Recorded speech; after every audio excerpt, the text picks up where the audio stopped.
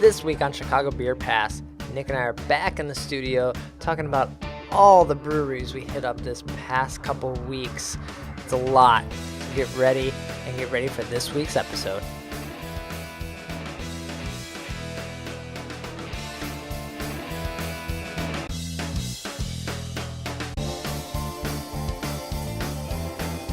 Yeah, because, you know, you get a cork popped out, boop, it just flies like fucking 10 feet. We're like, yeah, let's do it. The legend, Mr. Pete Crowley. I love Pete Crowley, man. How's that beer? It's what you think it is. It'll be like the stuff you hear. Every time you go to Floyd's, all the music sounds like this. Raw, raw, raw.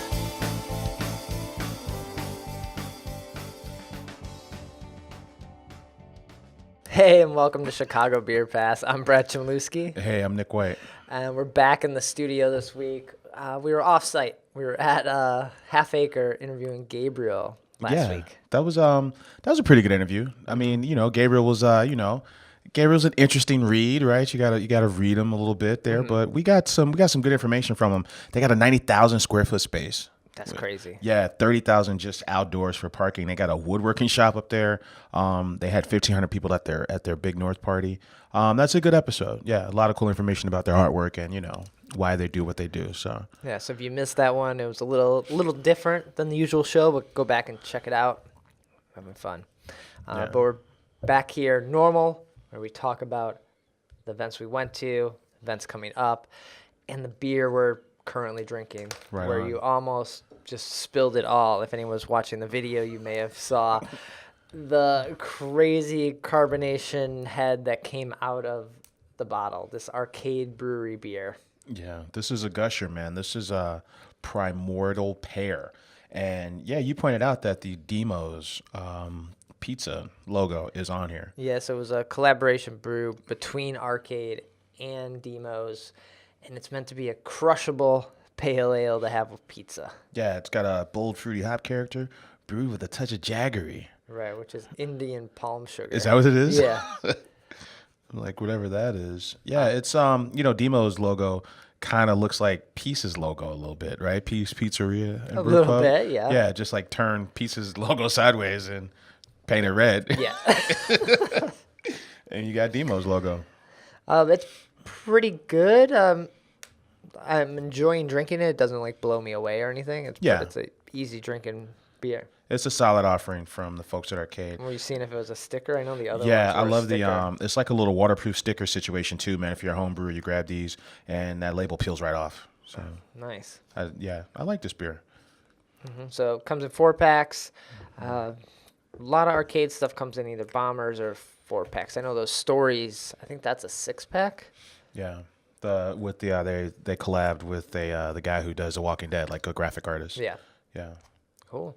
Well, should we get into what we made it to? I wanted to backtrack a little bit before we did the Half Acre interview, and that I didn't get to talk about what I went to that week. Right. We were full frontal Half Acre. Yeah, and so I made it over to Begyle and Dovetail. Right on. Oh, you made it to Dovetail. Yeah, they're like right next door to each other. Yeah, isn't that cool? I didn't know that. Like you walk to one, there's no reason to not go to the other one.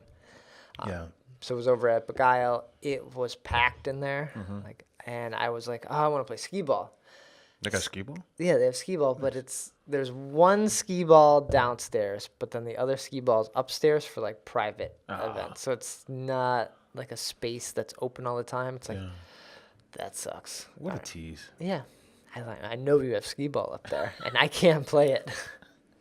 So Just let me up. I won't tell anybody. That was a bummer, but it was crazy how busy it was. Yeah. Beers were solid. At this point, I don't remember what I had. Yeah. They are they're interesting, man, because they're super small, but we talked about how they're in all the new Whole Foods. All the Whole Foods that were used to be Dominic's, all 7 of them have a different Begyle beer exclusively for them. Yeah. Which is kind of cool. Yeah. They're Yeah. And then so I walked over to Dovetail. They have like some pretzels and some meat there that they serve. meat. And then they had a empanada, I guess ice cream cart kind of thing that they were serving empanadas out of, like some empanada cart. So that was their food there for the day. I like their space, man. Did you see like the tanks in the back? No, but I was told they have like a legit cool ship. Yeah. So like open fermentation kind of thing going on. Didn't see that. I like their space. They don't do a lot of beers, though, right? They've got like 3 beers or something. Yeah, and it took me 45 minutes to get a beer from. That sucks all the fun out of it. Yeah. That 45 minutes for a beer, and then like get into a bar, and they got a beer, and it's like 15. But I'm thinking of Avery at this bar I had. It was like an Avery beer. I wanted to try it, and it was like $17 for like a 12-ounce bottle. Overpriced beers and waiting long. Yeah, I don't know what was happening. I don't know if the bartenders like weren't expecting that many people in that day, but he was like pumping the tap handle. Like that's not how that works. Huh. It wasn't a cask or anything. No. It was a regular tap handle. Yeah, he's like pumping it. It's like, what is happening here? I hate you. Yeah, but I had the Dovetail Lager. It was all right. I was telling Ken Huntermeter about it, and he's like, I love that beer. That beer was so good. I was like, You're like, what? You're like, What did I miss here? Yeah. I felt like I missed something. Yeah. Yeah, their beers are solid, and they are like the darlings of the scene right now. Like I know. a lot of folks are talking about them, and really excited about them. Yeah, Grumpy old beer man. you're like, their beers are fine. They're fine. Yeah. But yeah, cool space. Dogs are welcome in both breweries, so that's kind of nice. Nice. So yeah, check those two out. They're what is that street? Like not far from Half Acre. So like Ravenswood. Yeah. Yeah. Right next to the train. Yeah, you get off at the Ravenswood Metro, and boom. Like you said, you can, within like 6 blocks, you literally hit like 6 breweries. Right. Yeah, it's pretty wild over there. Like Band of Bohemia's up the street there. Right, yeah. Yeah, right on. So that was my last week? That was last week. Yeah. All right. And then this week. I hit up the Goose Island 312 block party. Right on. 312. Yeah. All day, bruh. Yeah, I went on Friday. It ended at 10 p.m. I think I got there at 8. Mm-hmm. So it was like just the right amount of time for me to feel like I saw it. It was crazy. Yeah. Saw a couple bands. So many places to get beer. Like you shouldn't be waiting more than like 5 minutes to get a beer. Like Sophie has its own place. The Sisters were over here. So many places to get the canned beers that are brewed in New York. Yeah. And then the old barrel warehouse area was like full of like all the other new stuff. Yeah. I don't even know like that. Yeah, speaking of grumpy old man, I went last year and I didn't know any of the bands. Is it like that where they're just like super bleeding edge, bruh, and I think there's a few that people know and one that was been around for a while, but definitely not bands that I knew of. So, but it was cool. Like it was definitely a lot of people there. Like it's nuts. Like I did not go last year, so I had seen as it was starting to grow, and then last year I guess was pretty big because this year was nuts. Like one whole block was just the food truck block, and it wrapped around, and then the brewery side was where all the bands were and all the beer. Yeah, I remember back in the day, not even like 3-4 years ago, it used to be just the furthest block from the brewery, the second block. Yeah. It would just be that block, And yeah, like you said, now it's like a 2-block affair. Uh-huh. And they were pouring the like Bourbon County stuff in the brew pub, and that line, I think people said they waited like 45 minutes or something for. So, but I was like, I have like 2 hours. I'll just drink. I think I had a 4-star, I had a Jillian, and I had a Oktoberfest. Yeah. Probably what I had. They do have they got a new pale that I've been curious about. Sticky Fingers or Sticky Feathers, which is their wet hop. I'm just thinking in my head of all the styles of beer I like in October that are not Oktoberfest. Okay. I like ciders. I like wet hop beers, and I like pumpkin beers. I don't like Oktoberfest beers. I'm not sure why. Yeah, I think we ordered a Sticky Feather, and they gave us some sort of saison or something because Sticky Feather didn't taste. It's supposed to be like a IPA. Yeah, it tasted like a saison. Huh. Not cool. I feel like we got the wrong beer, but we drink it. I don't know, man. Cool scene. You saw the bands. I miss the old Barrel Warehouse. The new one's a little too big. That old one, that's where all the magic happened, I think. I guess, but it was small. Yeah. It was tiny, right? Yeah. Yeah, you gotta make the move somehow. And then none of the beers, the BCS family of beers, none of them got infected at the old warehouse. Right. Maybe that's why I like the old warehouse. Because I don't it's know. a safe ground. It's safe. It's safe proven. and comfortable. You know? Yeah, so. So that was cool. I did not go back on Saturday, although I know our buddy Sergio, he was filming the event and was like, hey, come on out and we'll have a beer on my break and stuff. And I was like, I went yesterday. I saw it. Yeah, kind I'm of good, yeah. like one and done kind of thing. Right. Yeah, I hear that. And it was a free event. You could donate money to charity. They basically had like barrels and were like, hey, throw some money in the charity barrel of your choice. Yeah.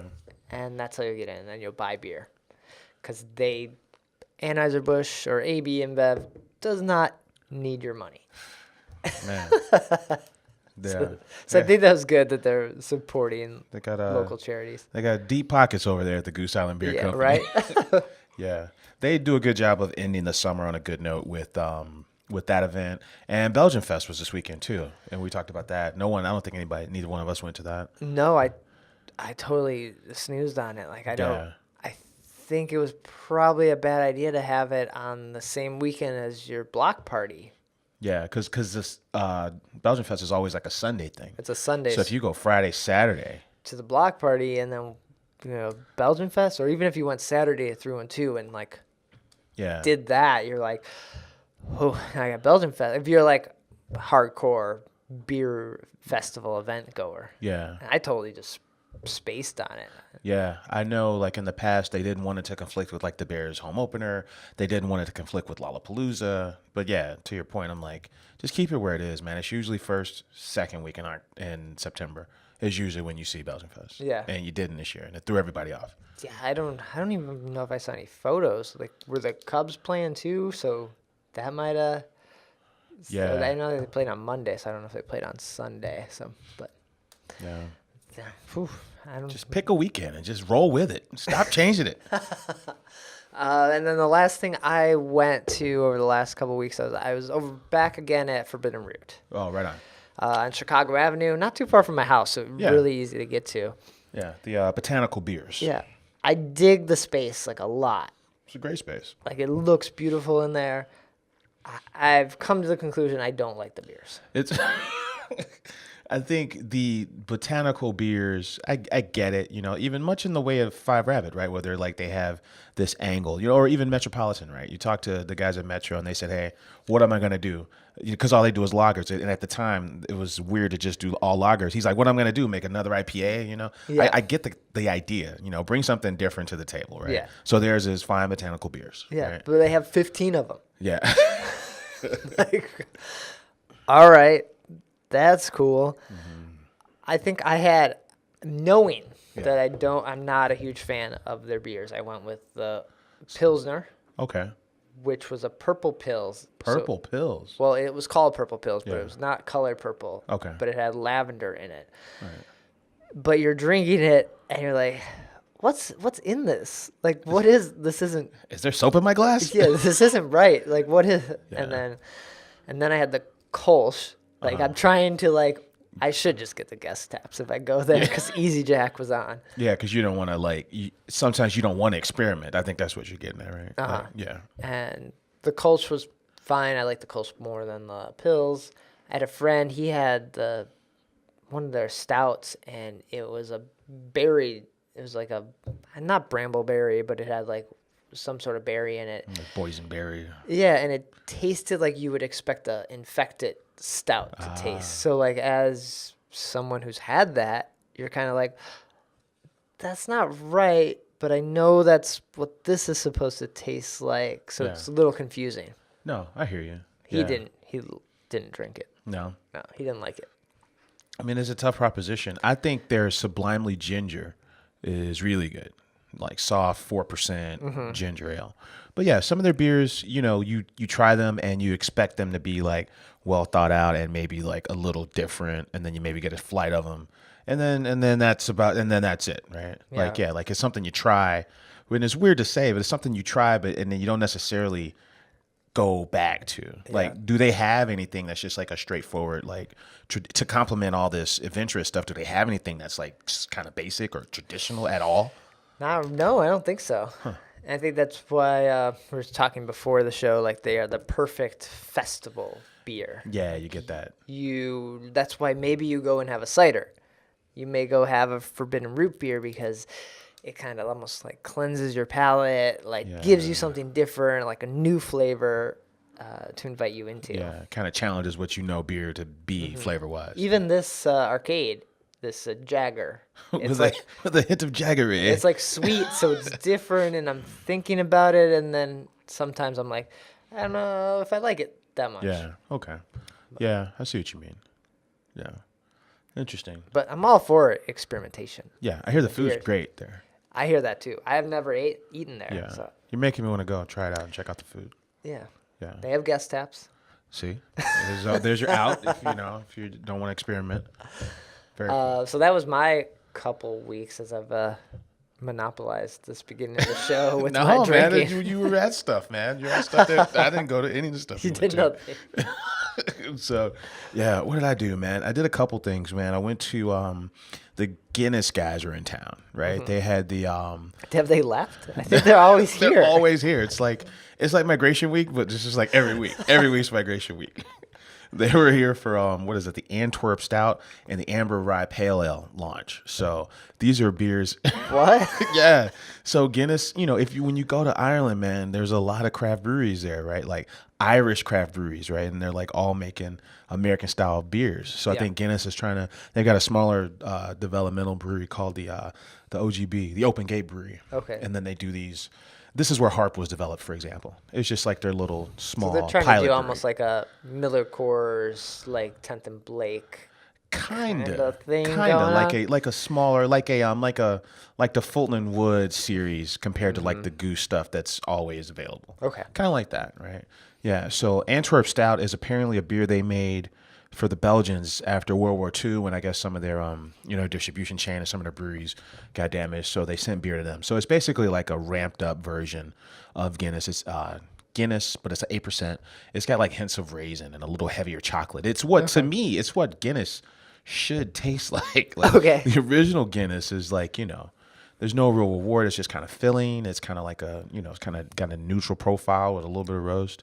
And this was just like unapologetic, like in your face, like chocolate forward stout. Cool. And I dug it a lot.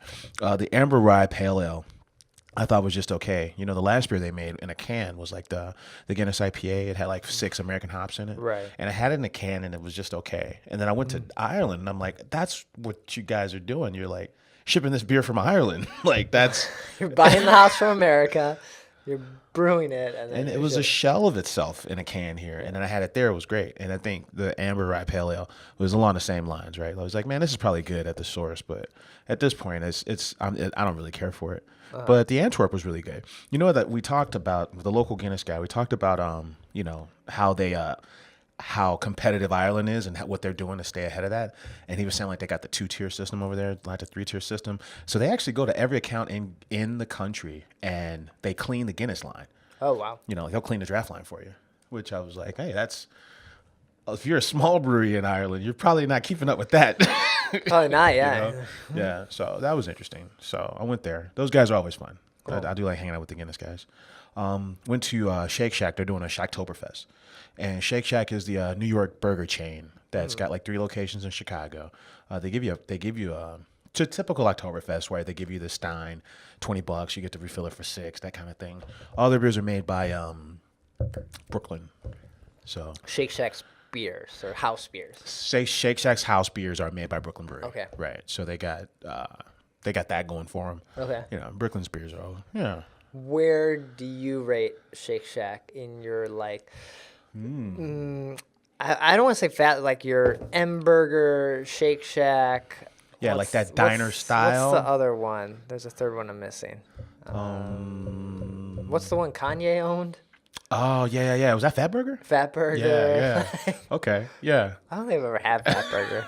I did. I went to that Fat Burger. Okay. The payoff was not there. It was like all the way on like 95th Street. It was like, man, this is just a burger. I think there's one more that I'm like, I would put. forgetting. Oh, you mean like umami burger, maybe those kind of things, or Maybe, yeah. yeah. I don't know. I think I think M Burger is at the bottom. You think M Burger's at the bottom? I mean, I like Shake Shack a little more than I like M Burger. Ooh, I like M Burger a little M more. Burger's than got, Shake I don't know, maybe Shake Shack's got the shakes. They got the, they got the They got the little onion, the little onion ring onions that you go on top, the little shallot fried onions on top. I like that. Of those two, I think I give the edge to Shake Shack. Shake Shack's got beer. See? Yeah, I guess, but I'm going on burger alone. Just burger alone? I got to try hamburger again. But in my head, Shake Shack it tastes better to me.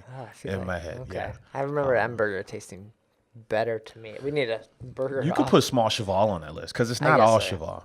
Mm-hmm. And Small Cheval is like, it's the smaller all Cheval, but it's definitely not the same. Mm-hmm. Yeah, it's like not as good. I had a buddy telling me about the other Small Cheval in the other market. Oh yeah, in the Revival, the food hall. Yeah, and he's like, no one's there. I walked right up. Yeah, you and slide right in. He's like, he moved out to LA and he was back. He's like, I love this burger, and for me just to walk up and get it and not have to wait 2 hours to get it, he's like, this was amazing. Yeah, it's a massive space. Yeah. Yeah.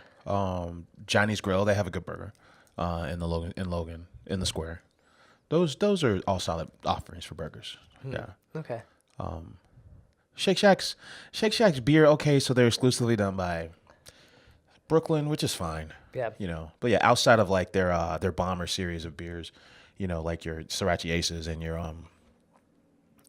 that really cool stout they do. Yeah. I don't really get a lot of Brooklyn stuff, I mean, like I never say I gotta have Brooklyn, No. Yeah. So it was all right. Oh, I went to the Old Irving Brewing launch. Oh, this is probably the newest brewery, right? This Man. is the latest brewery to open in Chicago. The fun never stops, man. I've been hearing some wacky numbers, man. We're around, 80 breweries in the city proper at this point, something like that, like a ridiculous number of breweries. Crazy. I remember when I biked all the breweries in Chicago, and it was 12. It would take you like a month. You could go every day. Yeah. It would take you like 2 months to get through them now. It's impressive as far as we've come, man. So they got 7 beers on tap, including a collaboration with Pipeworks. They got a Berliner Weiss that they used like Rare Cellar tea in with Pipeworks. Okay. It's like a nice little summertime spritzer, right? Like it tastes like a rosé or something, right? And then they got 2 guest beers. One was 18th Street. The other one was Vanderbilt. Oh, nice. Okay. Yeah. So they on opening night they ran completely out of food, man. Yeah. They've got a huge system. The guys are saying they got like he's friends with Pete from Haymarket, so they went and got the exact same system that Haymarket's got. From China? Yeah. So they got the 30-barrel fermenters and the 15-barrel, brew house. Okay. And the guy who does the food there, his name escapes me, but he's the same guy who's behind Yushu, and behind Finch. Matthias is his name. Yeah. Yeah. And apparently him and his wife are like a 1-2 combo. So she designs all these spaces that her husband cooks in, which is kind of cool. That's kind of awesome. Yeah. Yeah. So they're right on the northwest side. It used to be called the Crooked Fork Brewing. Then they scrapped that after one of the owners passed. So I'm like, oh, this is great, man. But who's brewing the beer? And he's like, oh, Trevor's brewing the beer. It's like Trevor. He's like, yeah, Trevor, who's one of the chefs on the project, is also the head brewer there. Damn. Okay. Which is kind of cool, man. Yeah, the 2 beers I tried were the Centennial, which was their IPA, and the other one was the Black Monday. Oh. Yeah. So the space is on Montrose near Montrose and the Expressway. So right off Montrose and 94, right off the Blue Line. Okay. So you could take the train to it? You could take the train and just walk a couple blocks and you're right there. Oh, nice. It's right across the street from a 4 a.m. bar too. Okay. Which is cool. So. Nice. Well, I think that was is that all? Did you go to anything else? That's a pretty full week, man. I know. We're like, this episode's going to run long because we've just been out drinking. Like usually we are like, we did nothing. Sorry. Right. Should we jump into the events that you should be checking out this coming week? Yeah, let's go for it, man. Let's start with Wednesday. You cool with that? Yeah, let's do it. Yeah, so Wednesday, Dry Hop is having their pumpkin beer takeover. It's a 5-beer pumpkin beer takeover. Okay, 5. They're going to release their pumpkin stout. They'll have 5 beers total on draft. That's this upcoming Wednesday. So that's actually the 28th. So at Dry Hop, I haven't been over Dry Hop since Corridor. Probably since Corridor opened. Yeah, like Corridor is a lot closer to where I'm at. Yeah. I haven't been in that area where Dry Hop is in a long time, so. Yeah. Yeah. There's a Matilda vertical at Lawman and Eagle. Almost forgot about that. Okay. Yeah, it's part of the. Also Wednesday? Yeah, also Wednesday the 28th. So that's the Migration Week for Goose. So Migration Week Logan Square, they're calling that. Yeah, they're doing like some Bang Bang Pie Shop thing and this Matilda thing in Logan. Cool. Yeah. Okay. Friday or anything on Thursday? No, nothing on Thursday. Friday over at the Radler is a Burnt City like Oktoberfest event.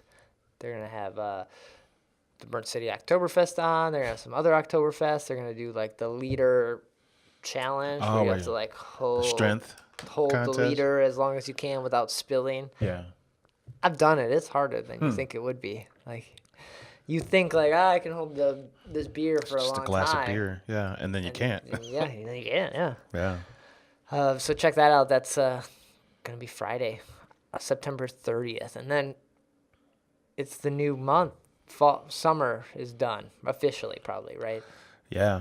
So we're sliding right into October, but October 1st and 2nd is Octoberfest at Beer Bistro on Madison. So they always have meats and Oktoberfest and always just a good time. So I would check that out if you're like in that area. I haven't been to Beer Bistro. I'm kind of sad to say I don't even remember the last time I've been there. Yeah, I know they Festivale was in that area, like a block from Beer Bistro a few years back. Yeah. Went there when Fobab was over there in the that gymnasium over there. Beer Bistro was always the pregame. Yeah. It was kind of walking distance from there. Pre-game and before Fobab. Yeah, right. So what bad. are we saying? Yeah. So check that out at Beer Bistro on Madison. Yeah. Also on Saturday, it's Oktoberfest season. So at Cruz Blanca, they're having the Das Bueno Oktoberfest. Das Bueno, they're doing two beers. One's a Doppelbock, the Das Bueno Doppelbock, and then their Oktoberfest is a Vienna German lager. Oh, cool. Yeah. I almost picked us up some Oktoberfest because I felt like we were going to be talking a lot about Oktoberfest. Yeah. I was going to do the Buckle Down Oktoberfest. Yeah, and I went to Buckle Down a few weeks back, and their space is fun. Like their parking lot's like twice the size of their facility. And then it is now? Yeah, so they just because have it was like tiny. Yeah, so their space is still tiny, but the parking lot they use for the party is like triple that size. Oh, okay. Like it's massive. Yeah, they were dressed up in traditional garb. It was cool. Like Okay. Yeah. But I wasn't going to buy it. I had it. I picked it up. And then I was about to put it in my cart or bag or whatever I had. And I realized, like, they were just all sticky and, like, it looked like it might have. Like, they overfilled them and then put the caps on, or they were, like, leaking out of the top of it. So I put it back and took these arcade. Like, I was like, the waterproof labels on the yeah. Primordial Pair here. I was like, I really wanted to try the Buckle Down, but I cannot trust these cans when they're just, like, all gross on the side from dried beer. That can be problematic. Right? Like, I don't No, know what maybe air got in there too. Man. It was a service to you. I didn't want to have bad beer for you. I appreciate your thoughtful approach towards this show, Brad. Brings me joy, man. So that's a couple Oktoberfest events on Saturday. Anything else? No, that's actually all I got, man. All the events. That's Okay. all I got for events, man. I know Fobab tickets have gone up for sale. I don't know if they sold out yet. Yeah. But they're up for sale. Yeah. 3 sessions. I wouldn't play any games if you plan on going to that. Mm-hmm. Go ahead and get those tickets. Yeah. Same space, University, UIC. Forum. UIC Forum. Mm-hmm. Yeah. Any beer news before we wrap up here? Little bit of beer news, man. Let's see. Where do we start here? Oh, Two Brothers is opening a new pub concept in Naperville called Craftsman. So it'll be a full-service farm-to-table restaurant with a cafe that serves breakfast bowls. Is this in downtown? Downtown Naperville. Okay. Yeah. Speaking of recalls, 18th Street and Left Hand both had recalls. Whoa. Yeah, Left Hand recalled like 20,000 cases of their milk stout. They said the flavors were fine, but that if you poured it, it would the head was really dense and it would overflow the glass that you poured it in. Kind of like what's going on. Arcade Kind of like beers. what's going on with here, yeah. So they recalled all 20,000 of them, man. They recalled them for that? Yeah. Like that's they're not messing around. Like that's crazy. Like we just don't appreciate the pour. Yeah, we feel like What? the pour would be too much. Any other craft brewery would be like, Screw you. It's not our fault. It's the way you Yeah. poured it. Yeah. That's how most of them would be. So kudos to them, man. 18th Street recalled Hunter, which is also a milk stout. It's a double milk stout. So apparently it says on the Hunter bottle to do not age, drink it immediately. So people who've been aging them have been experiencing some issues with it, some off flavors. So they said, hey man, you can send it back and we'll recall it. Yeah, It's your fault. It's your fault. It says on the bottle, don't age it. You do not age. Don't age milk stouts. They have like They got lactose in them. So, it's gonna separate, a little bit. That's your fault. That's kind of, man. So yeah. So those two breweries are taking it on the chin, man. They're taking the high road. Yeah, Brad, I guess that's good for is it Drew over there at 18th Street? That's super nice of him because you were a dumbass and aged your beer. Don't age your beer. Especially if that's what it says. Yeah, so you can return your Hunter, and the date codes are at their website, and you will get a gift certificate towards a different beer. Okay. Right. So there's that. Link's Tap Room is they've got a new beer series called Moby Dick Mondays. So so they're gonna be tapping whales, bro. They're gonna be tapping a new whale every Monday. That just says that they have this crazy deep fridge full of stuff that they don't know what to do with. They've got an arsenal over there. So the first beer is going to be Cascades Elderberry. Apparently, it's the first time in the state that it's ever been tapped on a keg. So, and then 2015 Prairie Bomb will be the next beer. That's from Prairie Artisan Ales down in. That beer's not good. It's not. I've never had it. I've never had it. We've been talking a lot about beers we don't like on this episode. I love it. The beer's okay. They should have fucking made it. They should have made it in Canada. It would have been fresher. I had it in San Francisco.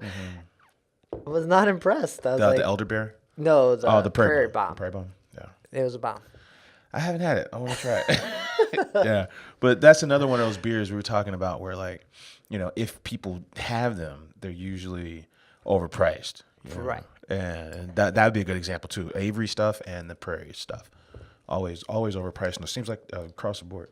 Right. I wonder, I don't know. I haven't, sought after some of these big whales in a while. Yeah, right. About the overpriced nature of them. Are we still seeing these or are we so saturated with so much beer that it's hard to be it'd be great to try this Prairie Bomb, but I have 80 breweries in Chicago that I haven't even tried all their beers from. Yeah, you're right. I'm at a point now where instead of sinking out something super limited, like you said, I'd rather just continue to explore breweries I haven't hit. Right. And have that be my experience for something cool and new. Yeah. Yeah. That's a cool series. I like the idea of the series. The Prairie Bomb series? Or the Whale Mondays. Oh, Whale Mondays is a great name. Yeah, that's pretty cool. Especially on a Monday night. Mm-hmm. Get in there and do something fun. Weeknight drinking is a whole lot. Well, as we can attest to, it's different than drinking on the weekends. Right, yeah. It's totally different. This merger between AB InBev and SAB Miller is there's a couple of parties, a couple of investors over in Britain that aren't too happy with it, and they're trying to screw up the deal. So it might not happen. They're trying to. I mean, I still think it'll pass. So the way this works, right? There's two companies, right? Ash Park Capital and Aberdeen Asset Management, right? Okay. They own a total of 2% of Miller over there. And they're trying to, because you need 75% approval from everyone who's invested before you can make the deal, right? So they're trying to rally, the other, I don't know, 60%, or 60 plus percent. Trying to whip the vote. Yeah, they're in political terms. Yeah, they're trying to rally other investors to vote against it. So, but like we said, 2%. And you need a 75% approval, so they got a few more. Nobody. You got a few more people to convince there, but yeah. Oh, one more bit of news, man. On a happier note, the majority of U.S. senators support a beer tax reform. Reform. I was refund. This beer is too damn expensive. Yeah, the Craft Beverage Modernization Tax and Reform Act has been passed by 51 senators. So that's the majority. So basically it's a bipartisan bill where the brewing industry is going to get recalibrated, and then they're going to get a different tax structure so they don't have to pay as much in taxes. Okay. Yeah. So It's probably meant for the smaller breweries. yeah, Right. exactly. Yeah, so Some sort of under. under 60,000 barrels. Okay, that's a lot of barrels. Yeah, A lot of barrels. So they would reduce your federal tax down to $3.50 per barrel, $3.50 a barrel. It doesn't say what it was at. Mm-hmm. Yeah, so good for them. All right, awesome. Yeah, that's it for news. That's it. All right. Well, that's going to do it for this week's episode. We went through the second half of the show very quickly. But Nick, where can people find you, get in touch when you're not recording here? Right on, man. I'm on Twitter at Nicosio. And I'm on Twitter at BRad. I think I'll be doing a bike ride up to Sketchbook and Smiley and Temperance again this weekend, so that should be good. Yeah. Maybe my growler will be waiting for me at Sketchbook. There you go. But the show, we're on Twitter at Chicago Beer Pass, website chicagobeerpass.com. All the episodes are posted there. Links to iTunes, Stitcher, the YouTube version when we have the camera up and rolling, as we do this week. We're kind of missing our faces for a couple weeks there. So you can check that out. And yeah, our Facebook page, /Chicago Beer Pass. I know we both post photos there, and that's always fun to see, like, oh, where's Nick at? Oh, where's Brad at? You kind of get a fun vibe of the city that way. So check that out. And that'll do it for this week's episode. We'll be back next week. I think we're almost up to 150 episodes. Damn. A lot. Awesome. All right. Take care. Cheers.